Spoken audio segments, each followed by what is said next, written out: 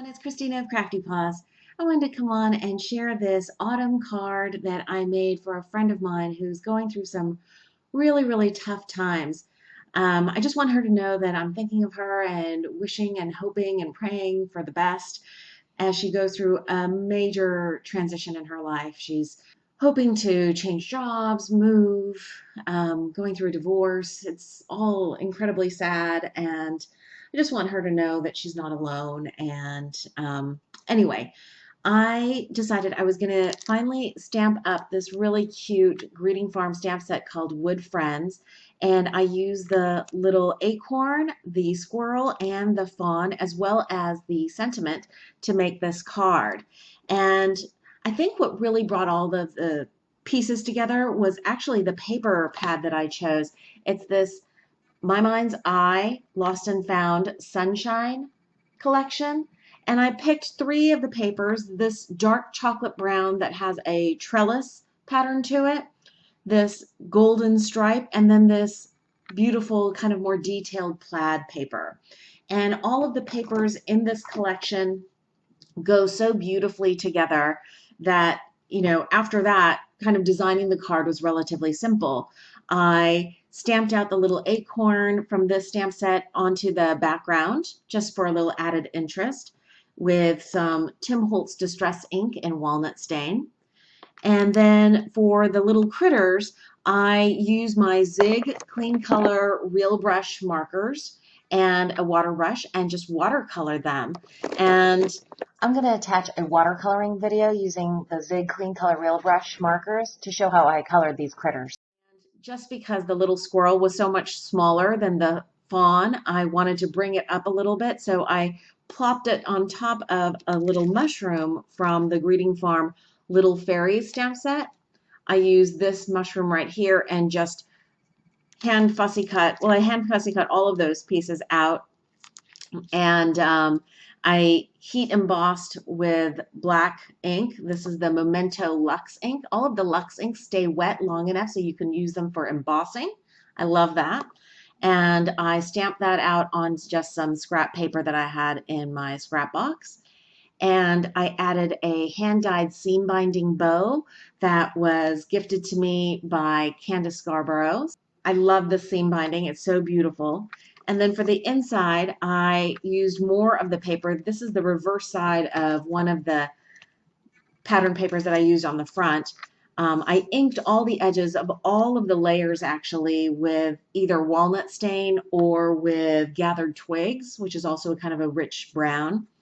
And I got this little bird. Originally, I thought the bird would be like part of a trio, but I decided once the duo were on this little tag that I die cut out using the Diamond Dies tag die set.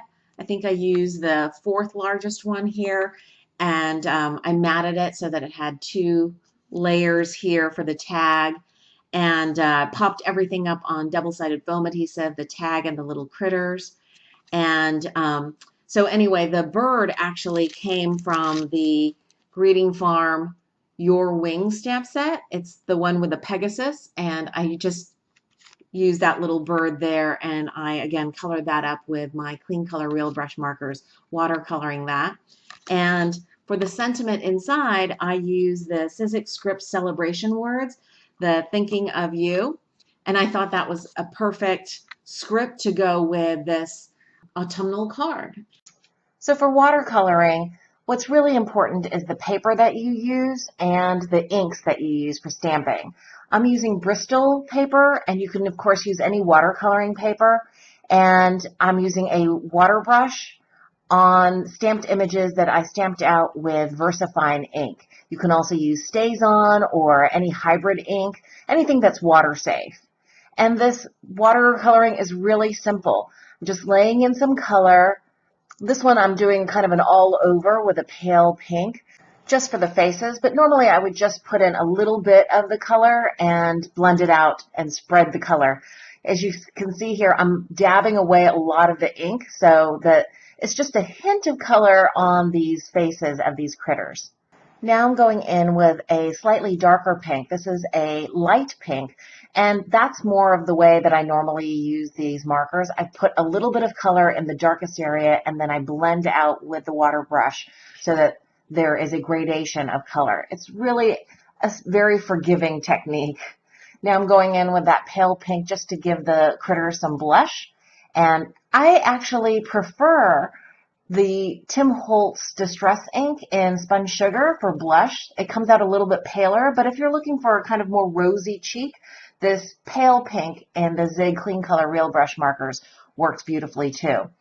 I'm a little bit afraid that I'm starting to overwork the paper because it's starting to pill a little bit, but you know, it's fur on these critters, so I'm not too worried about that. Now I'm laying in the undercoloring or the kind of base coloring of the brown areas of the squirrel. And again, you see that I leave a lot of areas uncolored altogether. This is a slightly darker brown, and I'm laying in that color in even a smaller area because I'm going to be blending that through the lighter brown and then through to the areas that are just white. So I'm just putting in the darkest color where the deepest shadows would be on the squirrel. And I'm just blending out. I'm making sure that I'm wiping away my water brush so that I don't contaminate too much the darker colors into the areas that I want to keep paler. And I don't know if I catch this later on in the video, but I end up, once this is fully dried, I go back in one more time and lay in some of the darkest brown to get some of the kind of furry details in, just some more strokes laid on top and with slight blending, so you get more of a furry look rather than a smooth all-around look. One of the things that's a little bit tricky in watercoloring is bleeding or kind of leaching of one color into another area, and that happens when two adjacent areas are wet at the same time. You can see me kind of trying to clean that little cheek area up because the brown had seeped over into the face. And, you know, with Bristol paper, it's a little bit more forgiving. I think with heavier watercolor paper, it tends to be a little more resilient and doesn't pill as much. With Bristol paper, there is a little bit of a tendency to pill. But in any event, this kind of watercoloring is super, super forgiving. You can kind of remove almost all vestiges of a color if you work at it slowly and wait between layers of trying to remove it with water and a tissue. Now I've started to lay in some color on the little fawn's body. I've started with a brown, and now I'm using a darker brown or dark brown and going back over the areas that I think will be most in shadow.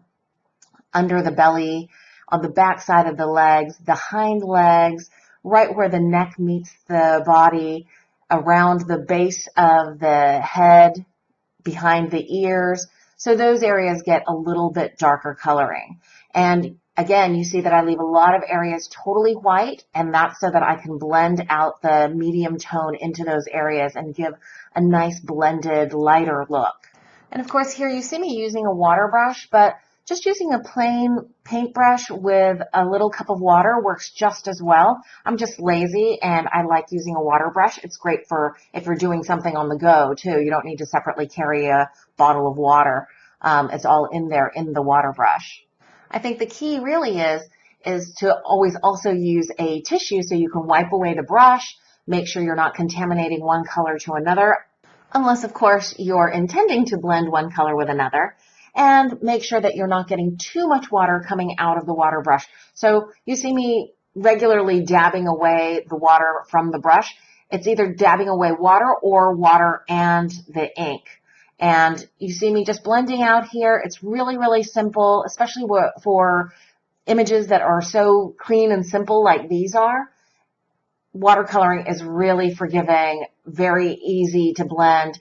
I actually think this is much easier than alcohol marker coloring, and it gives a very nice soft look. Great for autumnal cards or vintagey looking cards. One of the other tips, I guess, is to really just use the tip of the brush, especially in small areas. You want to make sure that if you're using a regular paintbrush that you get a round brush with a very small tip. I think that works much better for coloring images rather than like a flat brush or a squared off brush. And here you see me just cleaning up at the edges all around the outside of the critter, anywhere that there was a little bleeding outside the stamped image. It's really easy. You just get a little bit of plain water, brush away the color and dab it away with a tissue. Now you see me just laying in a really pale bit of light gray, and that's just to emphasize the kind of 3D-ness of the heads. I wanted to make sure that they looked more rounded, and I felt like the faces were looking a little bit flat just with the way I had happened to color the faces. And that's it. That's all three critters watercolored. I hope you enjoyed this watercoloring video. If you did, please give it a thumbs up. Thanks so much for watching. I hope you're having a wonderful crafty day.